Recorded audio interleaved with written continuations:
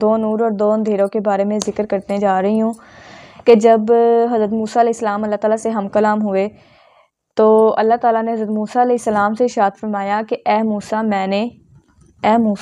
میں نے امت محمدیہ کو دو نور عطا کیے ہیں۔ تو حضرت موسیٰ علیہ السلام نے سوال کیا کہ اے اللہ عز و جل وہ دو نور کون سے ہیں؟ تو اللہ تعالیٰ نے جواباً ارشاد فرمایا کہ وہ دو نور ہیں، ایک نور رمضان اور دوسرا نور قرآن۔ پھر حضرت موسیٰ علیہ السلام نے اللہ تعالیٰ سے دوبارہ سے سوال کیا کہ اے اللہ امت محمدیہ میں دو اندھیرے کون سے ہیں؟ تو اللہ تعالیٰ نے ارشاد فرمایا کہ ایک اندھیرا قبر کا اور دوسرا اندھیرا قیامت کا۔ تو اس روایت سے آپ اندازہ لگائیں کہ اللہ تعالیٰ نے ماہ رمضان کو کتنی زیادہ اہمیت دی ہے۔ رمضان کی اہمیت کا اندازہ اس بات سے بھی لگایا جا سکتا ہے کہ اللہ تعالیٰ نے رمضان کو اپنا مہینہ قرار دیا ہے، رب عز و جل کا مہینہ قرار دیا ہے۔